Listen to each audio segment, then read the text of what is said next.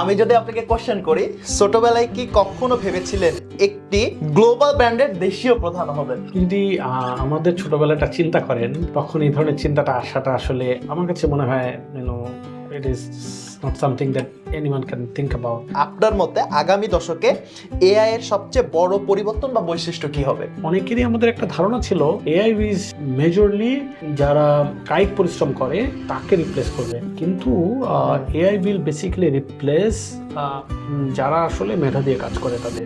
যারা ক্যারিয়ারে একটু সংগ্রাম করছে বা স্ট্রাগল করছে তাদের জন্য সবচেয়ে গুরুত্বপূর্ণ পরামর্শ ফ্রম ইউর এন্ড কি? Work hard, work even harder. If you have a right skill, the money will come to bound. শাওমিতে ইন্টারভিউ দিতে এসেছে দুইজন, সো একজনের সিজিপিএ 3.9 এবং একজনের 2.5, এবং 2.5 সিজিপিএ যে ছেলেটার বা মেয়েটার, এবং সে স্কিলসের দিক থেকে 3.9 এর থেকে আগে। সো আসলে কোনটাকে প্রায়োরিটি দেওয়া হবে? আমরা আসলে কোন রোলে নিতে চাই জি স্যার। at Xiaomi-তে, ওই রোলটা কি আসলে সিজিপিএ রিকোয়ার করে, আর ওই রোলটা রিকোয়ার করে হচ্ছে আদার স্কিল সেট অর এক্সপেরিয়েন্স। যদি আপনার হাতে মাত্র 1 মিনিট সময় থাকে, তাহলে কিভাবে আপনি কাউকে বোঝাবেন যে শাওমি বাংলাদেশের সবচেয়ে প্রভাবশালী tech brand? Xiaomi, the technology that we bring, ওই টেকনোলজিটা এবং ওই প্রোডাক্টটা অন্যরা আনতে পারে, বাট অন্যরা Xiaomi-র যে একটা ফোনে যেই টেকনোলজিগুলো আছে, অন্যদের এই একই টেকনোলজি 5টা ফোনে আছে। So what you need to do is to get Xiaomi one phone's value, you need to buy others 5 phones. দর্শক, টিডিসি টেলসের আজকের এপিসোডে আপনাদের সবাইকে স্বাগতম।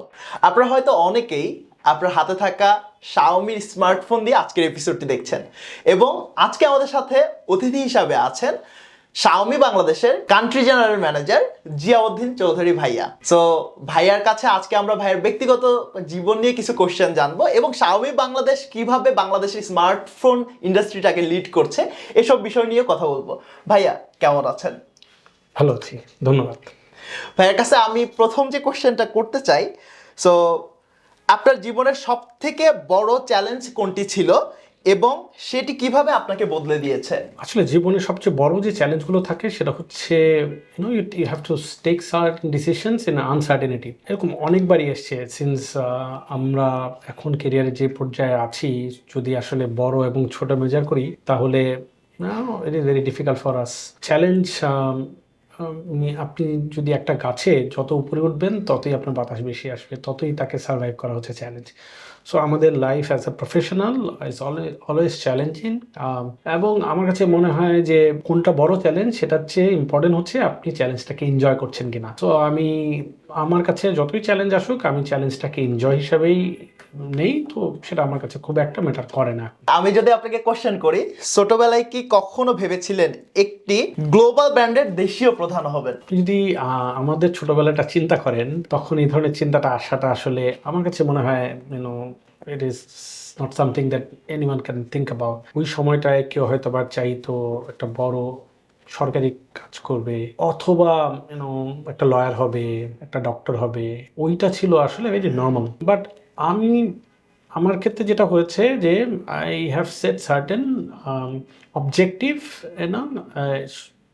Short term and mid term, যে আমি আসলে যখন এসএসসিতে পড়ি তখন আমি আসলে 5 বছর পরে কী করব, তারপরে আমি যখন এইচএসসিতে গেলাম তখন আমি 5 বছর পরে কী করব।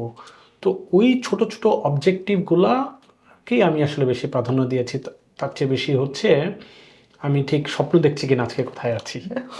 এরপরে যদি আমি আপনার কাছে কোশ্চেন করি, আসলে আপনার লাইফটা অনেক ব্যস্ত থাকার কথা, এখন একটা এরকম একটা ব্র্যান্ডের প্রধান হিসাবে কাজ করছেন বাংলাদেশে, তো এর পাশাপাশি কি আসলে পরিবারকে সময় দেওয়ার মতো সময় আপনি পান? অফকোর্স, আমাদের যখন সব কিছু মিলিয়ে কাজ করতে হয়, কাজ, পরিবার, বাট হ্যাঁ, পরিবারকে যেভাবে, ফ্যামিলিকে যেভাবে সময় দেওয়া প্রয়োজন সেভাবে হয়তো বা দেওয়া হয় না। অনেক সময় আমাদের যেটা হয় যে আমাদের ঘুমের সময়টা কমে যায়, সো সেইটা আসলে আমাদের যে এক্সট্রা কাজ হয় সেই কাজ সে দিতে হয়। But family is a very important part of our life, and what ever we do it first for our family. So আমি সবসময় ওই জায়গাটায় চেষ্টা করি অ্যাটলিস্ট উইকেন্ডে, এবং যখনই বাসায় যাই ফ্যামিলির সাথে কতটুকু সময় দেওয়ার চেয়ে কোয়ালিটি টাইম কতটুকু স্পেন্ড করতে পারি সেটার উপরে আমি আমার কাছে মনে হয় এই মুহূর্তে আমার কাছে ইম্পর্টেন্ট। দর্শক এখানে কিন্তু মানে ভাইয়ার কোয়ালিটিতেই ফোকাস বেশি আমাদের Xiaomi স্মার্টফোনের মতো, রাইট? ওকে, একজন প্রতিষ্ঠিত লিডার হিসাবে ভাইয়া আপনার জীবনের সব থেকে বড় অনুপ্রেরণা কে? দেখেন, সবারই মেজরিটি অফ আমাদের মতো লোকজন তাদের সবার আগে যার অনুপ্রেরণা হয় তাই সে হচ্ছে তার বাবা। ছোটবেলা থেকে who you have seen to grow up, so I am not exception. তো আমার কাছে মনে হয় যে বাবা হচ্ছে সবার আগে আমাদের অনুপ্রেরণার একটা বড় জায়গা। তো সেই কারণেই আমরা হয়তো বা অনেক কিছু করছি, শিখছি, জানছি, সেটা আমার বাবার কাছ থেকে শেখা। এবং অফকোর্স আমি বলবো যে আমার বাবাই হচ্ছে the biggest inspiration in my life. আপনার কাছে আসলে সফলতার সংজ্ঞাটা কি? সফলতার আসলে আমি যদি ভালোভাবে বলি, এটা অ্যাকচুয়ালি ইনডিফিনিট, এটার কোনো শেষ নাই। সো আজকে আমি সফল যে কাজটা করি, আগামীকালকে হয়তো বা একই কাজ করে আমার চেয়ে আরেকজন অধিকতর বেশি সফল হচ্ছে, আরেকটু ভালো কাজ করে। সো তখন আমার সফলতার সংজ্ঞা হচ্ছে আরেকজন আরেকটু ভালো কাজ করে আরও বেশি সফল হচ্ছে, সেই সফলতার হওয়া। সো আমার কাছে মনে হয় সফলতার কোনো সীমা নেই। তো definition you have keep try to achieve whatever you need to achieve. So আজকে আপনি ছোট একটা অবজেক্টিভ সেট করছেন, সেটা অ্যাচিভ করেছেন, এখানেই আপনার সফলতা শেষ না। কালকে আপনি you make it much bigger dream and you drive your dream. So এভাবেই আপনার সফলতাটাও বাড়তে থাকবে। আপনার ড্রিম যখন বাড়বে, আপনার সাকসেস ততই বাড়বে, তখন আপনার ওটার পেছনে আপনার কাজ করার স্পিরিটটাও তত বাড়বে। স্যার কঠিন সময়ে স্যার আপনাদের লাইফে তো অনেক সময় কঠিন সময় এসেছে, সো এই কঠিন সময়গুলোতে আসলে মোটিভেশন পান কই থেকে? বই পড়ে, অথবা পরিবার থেকে, অথবা রোল মডেল থেকে আপনার একজন থাকতে পারে, বা ভেতরের আপনার যে ড্রাইভটা আছে ওইটা থেকে? আমাদের আসলে পুরোটা সময়ই কঠিন। সো আমাদের সহজ বলে আসলে কোনো সময় আমাদের নাই, রাইট? যেহেতু আমাদের পুরো সময়টাই কঠিন, এটার জন্য এডিশনাল মোটিভেশন আমাদের দরকার হয় না। সো কঠিনের মাঝখানে থাকাটাই হচ্ছে আমাদের বিগেস্ট মোটিভেশন। হাউএভার একটা বড় মোটিভেশন আমাদের যে জিনিসটা হয় সেটা হচ্ছে that we always try to achieve something. As I say, I wanted to be successful, I wanted to achieve this. So এই যে অ্যাচিভ করার যেই রিওয়ার্ড, এই যে অ্যাচিভ করার যে এইটা যে এত একটা ভালো লাগার অনুভূতি, এটাই হচ্ছে মোর ইন্সপিরেশন। আর যখন অ্যাচিভ করতে পারছি না, তখন এটা ফেল করব, সেটাও হচ্ছে সেটার যে খারাপ লাগা, ওইটাই আসলে ড্রাইভ করে। মানে ওই failure is the pillar of success, ওই টাইপের বিষয়টা হয়ে গেল। সবসময় তো কাজই করেন মনে হয়, এতক্ষণ পর্যন্ত আড্ডা দিয়ে যতটুকু মনে হচ্ছে। তো কাজের বাইরে আসলে কোনো শখ বা অভ্যাস আপনাকে মানে আপনার এনার্জিকে রিচার্জ করে কিনা, এনার্জিকে বুস্ট করে কিনা? এক নম্বর হচ্ছে সেই কাজের বাইরে spend time with my families. I have 2 kids, so ওদের সাথে টাইম স্পেন্ড করি। 2 নম্বর হচ্ছে hang out with our families, আমার রিলেটিভস আছে ওনাদের সাথে। পাশাপাশি I wanted to learn a lot. আমি প্রচুর সময় দিই, অনেক সময় বই পড়া হয় না, because we are more of A digital. So অনেকগুলো ডিজিটালি বই পড়ি অথবা ব্লগগুলো দেখি। আর কিছু কিছু আইটেম আছে যেখান থেকে আমি শিখতে চাই। ফর এক্সাম্পল, রিসেন্টলি আমি এআই নিয়ে অনেক কিছু শিখতে চাই। So I spend lot of time to learn about my self. See, more you grow, it doesn't mean that you already accomplished. So যত আপনি গ্রো করবেন, you need to improve your skills. So you need to spend your time in a way that you are working for yourself, you are working for your company, you are working for your family. আমরা অনেক সময় যেটা করি, আমরা কোম্পানির জন্য কাজ করি, ফ্যামিলির জন্য কাজ করি, নিজের জন্য কাজটা করি না। সো এই যে সময়টা, ওই সময়টাতে আমি চেষ্টা করি নিজের সময়টা একটা এনার্জি দেয় হচ্ছে ফ্যামিলি, অফকোর্স, অ্যান্ড হচ্ছে যে কিছু নতুন করে শেখা, কিছু নতুন করে জানা, যেটা আমার স্কিলকে ডেভেলপ করে। এআই নিয়ে যেহেতু আসলে কথাটা উঠলো, এখন এআই এর যুগ চলছে, ডে বাই ডে বা এআই আরো বেশি ইমপ্রুভ হচ্ছে এবং আমরাও ধারণা করছি এআইটা একটা ভয়ঙ্কর পর্যায়েও যেতে পারে, মানে আরো 10-20 বছরের মধ্যে যেভাবে এআইটা গ্রো করছে। আপনার কাছে আমার নেক্সট কোশ্চেনটা হচ্ছে, আপনার মতে আগামী দশকে এআই এর সবচেয়ে বড় পরিবর্তন বা বৈশিষ্ট্য কি হবে? আমার কাছে মনে হয় যে you guys are too long, the things will change within next 2 to 3 years time. It is not going to take 10 years time. You will see massive change by 2029. By 2020, mid of 2026, you will started to see the lot of changes in the world, the way people think, the way people perceive in the overall, things or আমরা যা যা করছিলাম, এটার একটা বড় ধরনের পরিবর্তন আসবে।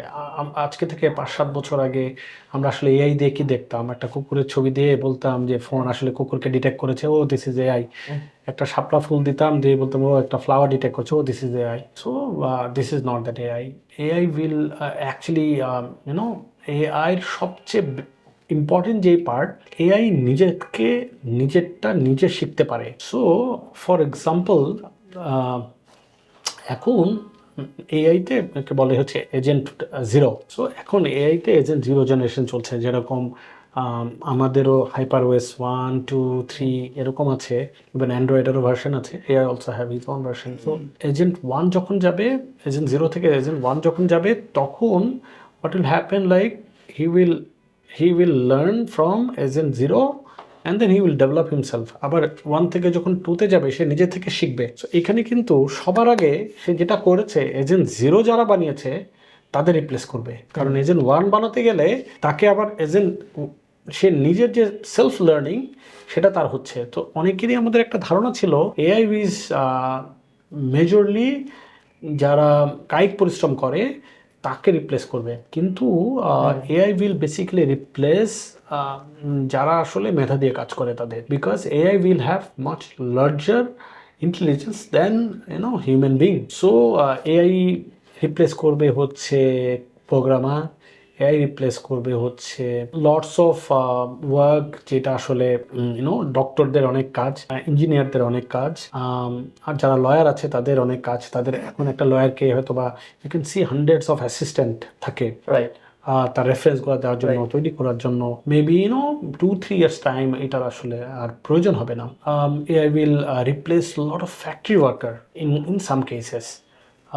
সো এই একটা জায়গায় যাবে, বাট এটা alarming, but it is opportunity also for AI. These things will going to happen, and for all of your, because আপনার প্রোগ্রামগুলো অনেক স্টুডেন্টরাই দেখে, so I'll talk about ask about everyone to think about the next 2 to 3 years time, not like next decade. AI will be massive changes and you will feel the changes from next year onwards. It's not about 10 years. AI নিয়ে যখন কথা বলছিলাম, এ এর সাকসেসের পাশাপাশি এর একটা মানে ভয়াবহতার জায়গাটাও অনেক বেশি। সো এই জায়গাটাকে আসলে কিভাবে মিনিমাইজ করা যায় এবং এই জায়গাটা থেকে কিভাবে আমরা নিজেদেরকে দূরে রাখতে পারি, এবং আমাদের যে সমাজটা গড়ে উঠছে বা যারা বড় হচ্ছে এখন আস্তে আস্তে, তারা তো এই জেনারেশনের মধ্যে পড়ে যাচ্ছে। সো তারা এই এআই এর ভয়াবহতা থেকে কিভাবে নিজেকে দূরে রাখতে পারে? সবার আগে I can just give an example. সম্ভবত Copilot, Microsoft, they made a survey যে within AI will replace which type of job. So they have basically published world এর 40টা category of job will replace by AI. So যেটা আমি আগে বলেছিলাম যে people will think about like যারা পরিশ্রম করে ওয়ার্কার, এদের জবটা রিপ্লেস করবে না, but it's become reverse, changing coders, programmers, mostly যারা স্কিল তাদের ইয়েটাই করছে। সো এখানে what you need to learn is how to you live with this, in I have seen some of the news যে এখন in advance কান্ট্রিতে the student are actually moving to a job that actually required more skill, physical skill. So আমি যদি ভয়াবহতার কথা বলছি, আমাদের কাজ করতে হবে, ওই কাজের মাধ্যমেই নতুন নতুন জিনিস ক্রিয়েট হতে হবে। ফর এক্সাম্পল, আমি পজিটিভ পার্টটাই বলি যে how to create new opportunity. For example, আমি ইন্ডিয়াতে দেখছিলাম they have an start up. So তাদের যে স্টার্ট আপগুলো হয়, majority of their startup, even India, Pakistan, তাদের যে স্টার্ট আপগুলো হয়, their majority of startup হচ্ছে they take a leverage from AI. So আর আমাদের এইখানেই যারা ইউথ আছে, they can take this opportunity. Just আমি একটা এক্সাম্পল দেই, like India has an start up, অনেক দেশের স্টার্ট আপ আছে। আপনি ফুড ডেলিভারি করছেন, ফুড ডেলিভারিতে you have a lot of offer and you do not have time. For example, I also in office time I do not have time to order my food, and I do also want order করা, select করা, payment করা, these are all troublesome. তো there are API যেরকম app আছে, যে start up আছে, যে you just tell him that আমি এই বিরিয়ানিটা খেতে চাই, আমার হচ্ছে এই price range, and then he will find out everything. আচ্ছা, গুলশান এলাকায় একটা বিরিয়ানির দোকান আছে, এইটা এই প্রাইস রেঞ্জের ভিতরে, কোনটা রিভিউ ভালো, তারপরে হচ্ছে কোন এইটার জন্য কোনো অফার আছে কিনা, and they will just ask you that okay, এটা পেয়েছি, if you like I'm going to make you order. If you just click yes, then সে অর্ডার করবে, ফুড চলে আসবে। So you are actually adding the values. So এখন যারা এই ভয়াবহতা নিয়ে চিন্তা করছে, তাদের আসলে অপরচুনিটি নিয়ে চিন্তা করা উচিত। ভয়াবহতা বলতে মানে শুধুমাত্র আমার জব অপরচুনিটি কমছে বা আমার কর্মসংস্থান কমে যাচ্ছে এইটা বোঝাচ্ছি না। আগে আমি ফেসবুকে ছবি দিতাম বা দিতাম, ওখানে দুইবার আমি চিন্তা করতাম না যে ফেসবুকে ছবি দিতাম, এটা নিয়ে কোনো প্রবলেম নাই। কিন্তু এখন যখন আমি ফেসবুকে ছবি দিচ্ছি বা করছি, এখন এই ছবিটাকে নিয়ে এআই দিয়ে যে কোনো কিছু বানাই ফেলতে পারে, যেটা অলরেডি ট্রেন্ড চালু হয়ে গিয়েছে বাংলাদেশে। বা এই ছবি দিয়ে বিভিন্ন ভিডিও মেক করতে পারে, এই ছবিটাকে বিভিন্নভাবে ইউজ করতে পারে বা এআই, এবং একজনের সাথে কাট করে আরেকজনকে লাগাই দাও, এই জিনিসগুলো চলছে। সো এটার ভয়াবহতা তো সময়ের সাথে সাথে আরো বাড়বে, শিখে যাবে। হ্যাঁ, মানুষ এখন বিশ্বাস করে, একসময় বিশ্বাস করবে না, অলরেডি এখন বিশ্বাস করছে না। অনেক ছবিকে মানুষ এখন চিন্তা করে, if you see in that videos, ও এটা মনে হয় এআই দিয়ে করা। আমরা প্রথম যখন ফোন বের করতাম, ফোনে কিন্তু বিউটিফিকেশন ছিল, প্রথম পিপল ওয়ার ভেরি এক্সাইটেড, ও এত সুন্দর। এখন ছবি তুললেই মানুষ বলো, ও এটা তো বিউটিফাই দিয়ে, is not that good. Like দেখে what is your phone pictures, what is your real picture, right? So এইগুলো আসলে মানুষ একসময় বুঝে যাবে। So see, this is something that you can not make it, ও আমি এটা বাইরে যাবো। You need to learn how to live with that. একটা সময় যখন ফটোশপ এসেছিল, তখনও কিন্তু এই জিনিস হয়েছে, রাইট? সো মানুষ একটা সময় বুঝে গেছে। সো আমার পয়েন্ট অফ ভিউ হচ্ছে, নেগেটিভ দিকে আমি কেন চিন্তা করবো? Why do have to think about that? Why don't I think about positive things? As a youngster we need to take a positive outcome, not the negative outcome. Right, আমারও মনে হয় যে সময়ের সাথে সাথে আমরা এটা অনেকটা কোপ আপ করে ফেলেছি, এবং আরো সময়ের সাথে সাথে এটাতে আমরা ফুলি ইউজ টু হয়ে যাব। সো আমরা পজিটিভ দিকটা নিয়েই সবাই চিন্তা করি। আপনার কাছে পরের প্রশ্ন, আমাদের যারা পাঠক বা আমাদের যারা ভিউয়ার্স, তাদের মধ্যে অধিকাংশই তরুণ এবং যারা পড়াশোনা করছে, এবং শিক্ষার্থী, ইউনিভার্সিটি থেকে শুরু করে স্কুল কলেজে সবাই আছে এখানে। সো ওই জায়গা থেকে যারা ক্যারিয়ারে একটু সংগ্রাম করছে বা স্ট্রাগল করছে, তাদের জন্য সবচেয়ে গুরুত্বপূর্ণ পরামর্শ ফ্রম ইউর এন্ড কি? Work hard, work even harder. So you need to set your right objective, and then you have to start doing things. Probably you think that, oh, I'm not good at this, এটা মনে হয় আমাকে দিয়ে হবে না, ওই চিন্তাটা বাদ দিয়ে you should try that something that you should do, যেটা করলে আপনার জন্য ভালো হবে সেটা করা উচিত।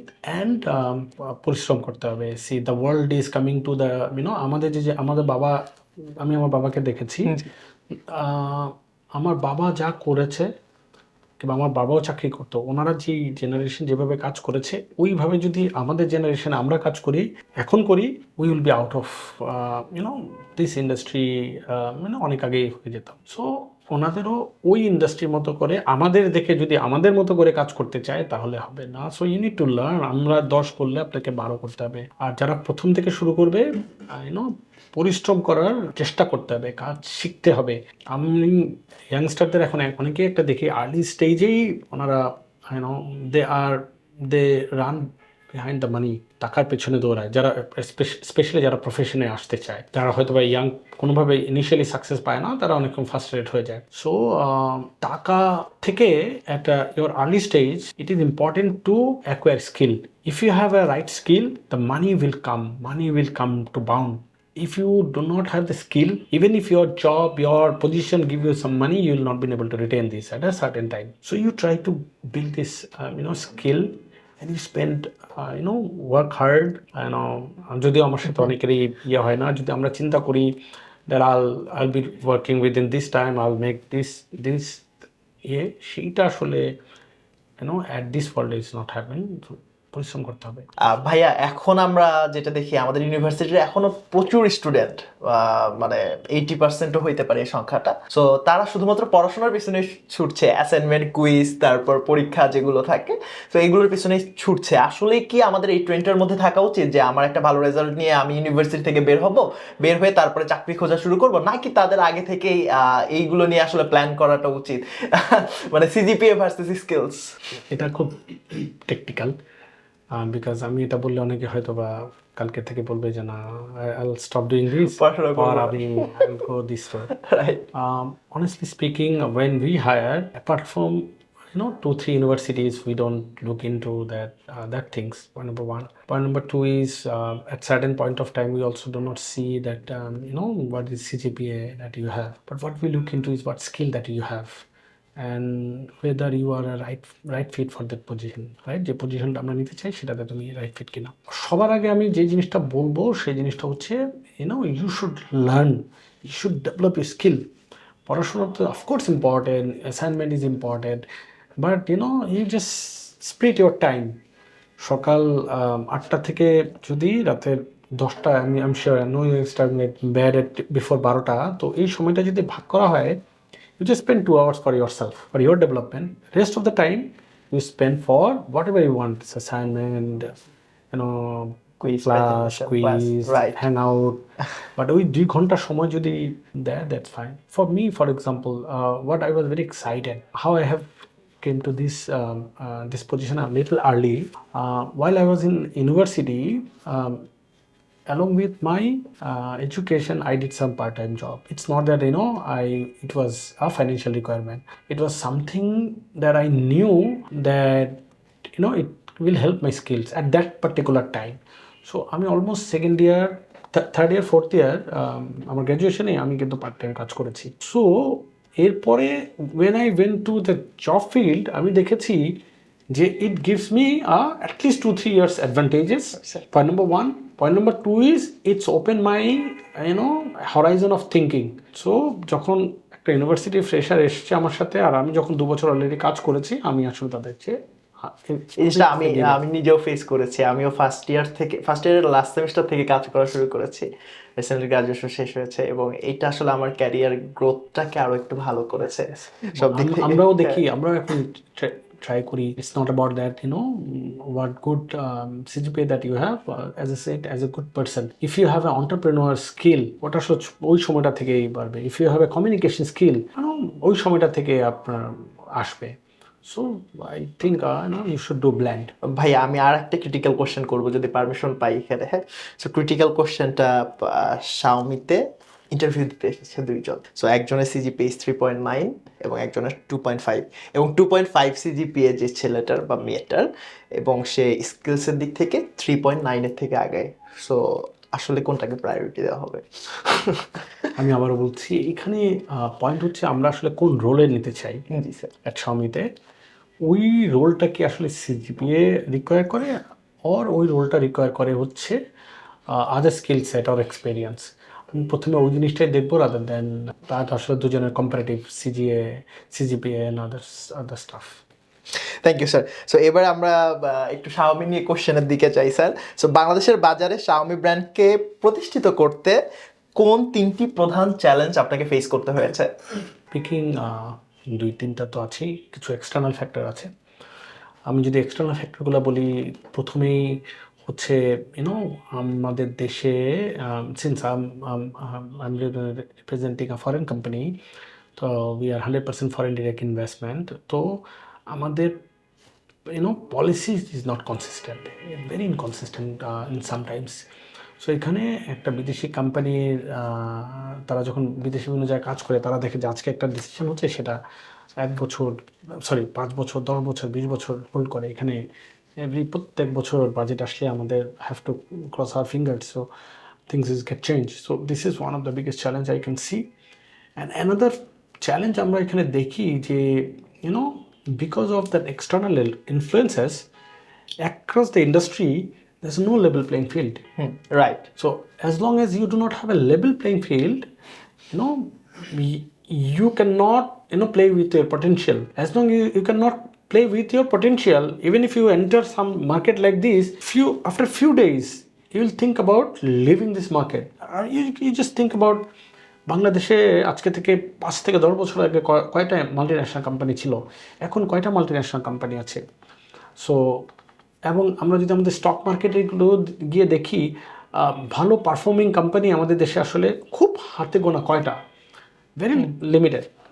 সো এই পুরো পার্সপেক্টিভ থেকে আমি বলবো যে level playing field, and policy consistency was the key things that I have had to always keep in mind. Internally যদি আমি বলি what are the things that we have prioritized, we have prioritized couple of things that we have company's vision. We wanted to build up the best product at the best price with the best after service. So এই তিনটা জিনিস আমাদের from beginning থেকে ছিল. So we have tried to persuade this from day one. I think we have done this tremendously well. As a result, Xiaomi is a brand for fan. We do not invest much on marketing. What we invest on our product, what we invest on the people who actually talk about us, as we deliver them best services at a more affordable price. আমরা বলি যে আমরা টেকনোলজিটাকে democratise করেছি। Think about 5-7 বছর আগে Snapdragon processor was mostly for a elite শ্রেণী, right? So we actually brought this world number chipset and we democratized it. So এখন this is where we have created the values for the peoples and who talked about this is what Xiaomi is all about. We have brought like Sony sensor. Sony actually flagship ব্যবহার করা হতো. We brought the Sony sensor. We brought flagship 8 series Snapdragon processor below 30,000 টাকা. So এই কাজগুলোতেই we have got a lot of success, and this is where we have built our Xiaomi. ভাই এখানে অনেক ইনোভেশনের কথা শুনলাম যেগুলো আসলে Xiaomi নিয়ে এসেছে বাংলাদেশের মার্কেটে। সো এই যে ইনোভেশনগুলো এবং তার সাথে একটা ব্যাপার থাকে অ্যাফোর্ডেবিলিটি, সো এই দুটোর আসলে ব্যালেন্সটা কিভাবে করা হয়? What we do is we have a global business model, we have a global vision. We do a very less margin. So আমরা যেটা করি আমরা স্কেলে করি, and also we do a globally আমরা কম মার্জিন করি, যেহেতু আমাদের মোবাইল ফোনের ইকোসিস্টেম হচ্ছে স্কেলের উপরে। Once you have a largest scale, your raw material cost is less, your overall production cost is less. So আমরা ওই জায়গাগুলোতে চেষ্টা করি, and we also do not spend much on marketing. And I remember like initial 2-3 বছর ধরে we did not have enough marketing budget, and we did not have even a marketing team as well in Xiaomi Bangladesh team, but still what we brought is we democratized technology. As a result, people used to talk about Xiaomi. So এই যে ভ্যালুটা আমরা add করেছি এটাই আমাদের এটা is very comparative. বাংলাদেশের মানুষ আসলে বা বাংলাদেশের স্মার্টফোন ইন্ডাস্ট্রি নিয়ে যদি বলে অনেক কম্পিটিশন। সো এই কম্পিটিশনগুলোর মাঝখানে আসলে Xiaomi কিভাবে নিজেকে পরিচয় করাইলো এবং Xiaomi একটা ভালো ব্র্যান্ড হিসাবে বাংলাদেশ কিভাবে এস্টাবলিশ হইলো ভাইয়া? আচ্ছা, প্রথমে আমরা যেটা বলেছি আমাদের philosophy is very clear. We delivered like best product, best quality product at a best possible price with number one after service. তো এর মাধ্যমে what we have followed is a consumer centric strategy. So we are always a consumer driven brand. So আমরা চেষ্টা করেছি যে Xiaomi fans আসলে কী চায়। So we do a very deep research on the Xiaomi fans demand. আমরা যখন নতুন কোনো প্রোডাক্ট লঞ্চ করি আমরা সেটা আমাদের ফ্যানদের আগে দেই, সো তারা দেখে, তারা বেটা টেস্ট করে, then we take the feedback and then we improve that. So we added work on then and therefore people made us stand alone among the competition. It's about not us, it's about how the people made us. Right. এখন actually ভাইয়া মানে after sales service যেটা, এটা সব ব্র্যান্ডের জন্য অনেক বেশি ইম্পর্টেন্ট। সো এইটা ইমপ্রুভমেন্টের জন্য আপনারা কি কি স্টেপ নিচ্ছেন? For after sales service, we are, it is always a top priority for us.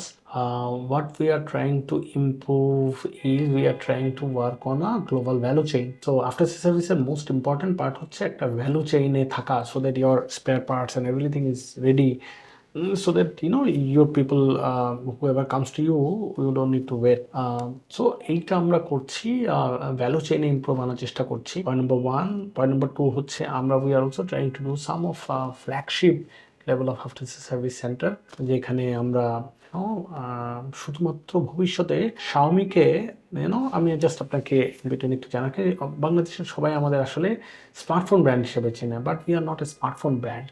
We are basically an internet brand, and now we are evolving as an ecosystem brand. We have hundreds of items, right? Bangladesh, যদি আমরা smartphone করছি, হয়তো very soon you can see white appliances, AIoT item. Maybe next 5 years time, Bangladesh you can also see Xiaomi EVs in Bangladesh. So এই পুরো জিনিসটাকে চিন্তা করে আমরা আমাদের আফটার সার্ভিসটাকে নতুন করে সাজাতে চাই, সো দ্যাট এই ফিউচার ডিমান্ডটাও আমাদের আফটার সার্ভিস ক্যাটার করতে পারে। ক্যাটাগরিতে পড়ে। ভাইয়া, ভবিষ্যৎ বাংলাদেশে শুধুমাত্র স্মার্টফোন দিয়ে হবে না, আপনি যে কথাটা বললেন। সো এখানে স্মার্ট ডিভাইস লাগবে, তারপরে হচ্ছে AIoT নিয়ে, এগুলো নিয়ে অ্যাকচুয়ালি আপনার পরিকল্পনা কি? স্মার্টফোনে আমাদের অনেক বড় একটা পেনিট্রেশনের গ্যাপ আছে, সেটা তো হবেই। পাশাপাশি সারা পৃথিবীতে স্মার্টফোন ভার্সেস ডিফারেন্ট আইটেমের যে অ্যাটাচমেন্ট রেট আছে সেই তুলনায় আমরা অনেক পেছনে। ফর এক্সাম্পল, সারা পৃথিবীতে ইভেন ইন্ডিয়াতে প্রত্যেক 10 জন স্মার্টফোন ইউজার একটা করে ট্যাব ইউজ করে। তো ঠিক এরকম প্রত্যেক 100 জন যারা স্মার্টফোন ইউজারে 2টা করে রেফ্রিজারেটর আছে, ঠিক এরকম ওয়াশিং মেশিন আছে, ঠিক টিভি আছে, এরকম অ্যাটাচমেন্ট একটা রেশিও হয়। তো ওই রেশিওতে কিন্তু উই আর ফার বিহাইন্ড। তো আমার কাছে মনে হয় this is where Xiaomi can add lot of value. স্মার্টফোনে যে কোনো আমরা একটা ডিসরাপশন এনেছি, টেকনোলজিটাকে ডেমোক্রেটাইজ করেছি, আমরা ওই প্রত্যেকটা জায়গাতেই নেক্সট ডিকেটে, এই ডিকেটেই we will create lot of impact on the consumer overall lifestyle and their smart home philosophy, যেখানে আমরা চাইবো একটা মানুষের পুরো লাইফস্টাইল এবং তার বাসার সব কিছুর চাহিদাটা Xiaomi টেক চাহিদাটা আমরা ফুলফিল করতে পারি। সেক্ষেত্রে আগামী 5 বছরের মধ্যে আপনি Xiaomi-কে কোন জায়গায় দেখতে চান? Number 1 tech, I think ecosystem brand in Bangladesh হবে ইনশাল্লাহ, আমরাও এটার জন্য আশাবাদী। এরপর যদি ভাই আপনাকে প্রশ্ন করি, যদি আপনার হাতে মাত্র 1 মিনিট সময় থাকে, তাহলে কিভাবে আপনি কাউকে বোঝাবেন যে Xiaomi বাংলাদেশের সবচেয়ে প্রভাবশালী tech brand? Xiaomi, the technology that we bring, ওই টেকনোলজিটা এবং ওই প্রোডাক্টটা অন্যরা আনতে পারে, বাট অন্যরা Xiaomiর যে একটা ফোনে যেই টেকনোলজিগুলো আছে, অন্যদের এই একই টেকনোলজি 5টা ফোনে আছে। So what you need to do is to get Xiaomi one phone's value, you need to buy others 5 phone. Fantastic. ওকে, যদি আপনাকে সুযোগ দেওয়া হয় বাংলাদেশের টেক ইন্ডাস্ট্রির ভবিষ্যৎ গড়ার, তাহলে প্রথম যে একটি জিনিস আপনি পরিবর্তন করবেন সেটি কোনটি? টেক ইন্ডাস্ট্রি, আমি আসলে পলিসি মেকার হতে চাই না সবার আগে। তো এটা অনেক এটা অনেক ক্রিটিক্যাল একটা কাজ। আমার কাছে মনে হয় না যে একটা কাজ করে বাংলাদেশের টেক ইন্ডাস্ট্রিকে অনেক কিছুই করা যাবে। বাট আমি যে জিনিসটা করার চেষ্টা করতে পারি সেটা হচ্ছে আমাদের আসলে একদম গ্রাসরুট থেকে অ্যাওয়ারনেস তৈরি করতে হবে এআই নিয়ে, সো দ্যাট আমাদের নেক্সট জেনারেশনটা তৈরি হয়। আমাদের এই মুহূর্তে আসলে device and other factors, these are very irrelevant and abstract as long as we don't prepare ourselves for the next generation of challenges. আমি যেটুকু জানি যে পৃথিবীর অনেক দেশ এখন নিজেদের এআই এর জন্য তৈরি করছে। they know that তাদের টোটাল ওয়ার্কফোর্স হচ্ছে 10 মিলিয়ন আফটার 10 বছর পরে। Out of this 2 million job আসলে এআই নিয়ে নেবে। Then how they can feed this 2 million of people, or how they can use this 2 million of people. So এইটা আসলে তারা কাজ করছে। আমার কাছে মনে হয় যে আমাদের ওই জায়গাগুলো নিয়ে কাজ করা উচিত। ইটস নট অ্যাবাউট আমি একটা প্রাইস কমায় দিলাম, ইটস নট অ্যাবাউট আমি একটা পলিসি চেঞ্জ করে দিলাম, I will change lot of things. It's about creating a futuristic policies, futuristic fundamental policies across the education institute, across the policy making, across the product that we build and the overall things, এটাকে সবাইকে sync করে নিয়ে আসতে হবে। Then I think we can build up good strategy for a country and tech. And another critical part is see we have very critical part, we have resources, we have very good resources. Our people are clever, our people are hardworking, our people are intelligent. It is inevitable. The industry that we wanted to really lead, we have been leading. And এখানে what is lacking is আমরা আসলে ওই tipping পয়েন্টটাকে তৈরি করে দিতে পারছি না। So if you can create this values, আমার কাছে মনে হয় we can also export services. আমাদের one of the biggest opportunity, if you can see how India is now growing, Indian economy is growing, the biggest thing is their service industry is growing. আমাদের service industry is not growing. This should include the export of a service industry. So এইখানে take থেকে আমাদের বড় একটা সুযোগ আছে, আমরা আসলে এক্সপোর্টকে করতে পারি। It's not about only doing freelancing. Freelancing is a very small part of it. Why we are doing why we are thinking about one individual person freelancing? Why don't we think about এমন একটা project নিব যে প্রজেক্টে 1000 লোক কাজ করবে? I'll take sometimes like 6 মাস আগে I've been contacted by one of companies from Hong Kong. So they wanted to build up a they got a big project from USA. So তারা এটাকে আউটসোর্স করতে চায়। So they thought I'm an Indian guy. So they said, please help me to, do it in India. We will take almost 1,000. He thought like, I'm from Bangalore because সে হয়তো আমার LinkedIn অনেক দেখেছে, আমার আগের regional headquarter ছিল বেঙ্গালুরুতে। So he told me that, he wanted to take 1,000 engineer, and they got one of the world big company একটা project পেয়েছে for 10 years. Then I thought about this. I think, I told, I know a lot of people here. I can patch you up. Why don't you come to Bangladesh and, make it up? Then he said, no, because my client requirement is it has to be in Bangalore. So, এই যে policy, the policy should be, to build up Bangalore. ওইখানে লোকজনের যে calibre আমাদেরও একই, আমাদের আরও ভালো। ওরা যদি 8 ঘন্টার পরে কাজ করতে না চায়, আমাদের লোকজনকে যদি একটু ভালো রাখা হয়, ওরা 12 ঘন্টাও কাজ করে কোনো ছাড়া। তাহলে এই ভ্যালুটা যদি আমরা দিতে পারি, কেন না আমরা we cannot create another Bangalore in Bangladesh? At least এইটাই করাই যায়। That should be the strategy focus that we should have. ভাই, আমরা জানি বাংলাদেশের তরুণদের মধ্যে রিডমি নোট সিরিজ নিয়ে অনেক বেশি আগ্রহ কাজ করে। নতুন জেনারেশনের নোট সিরিজ কবে বাংলাদেশে আমরা হাতে পাবো, এই ব্যাপারে যদি কিছু বলা যেত। Very exciting. আমরা নোটকে অনেকেই বলে ন্যাশনাল ফোন, কারণ if you look into note আসলে বাংলাদেশের লোককে ফ্ল্যাগশিপ এক্সপিরিয়েন্সটা দিয়েছে at a very affordable price. ফ্ল্যাগশিপে একসময় আমরা যদি অ্যামোলেড ডিসপ্লের কথা চিন্তা করি, আমরা সনি সেন্সরের কথা যদি চিন্তা করি, 108 ওয়াট 120 ওয়াটের চার্জের কথা চিন্তা করি, all this experience people brought in to the note series by Xiaomi. So I'm sure that this time also we can see a lot of exciting things. As long as every year আমরা আসলে Q1 এ note launch করি, এই বছরও I think we will also do the same. Next year Q1 we will having our new note series, and I'm sure that this will be very exciting.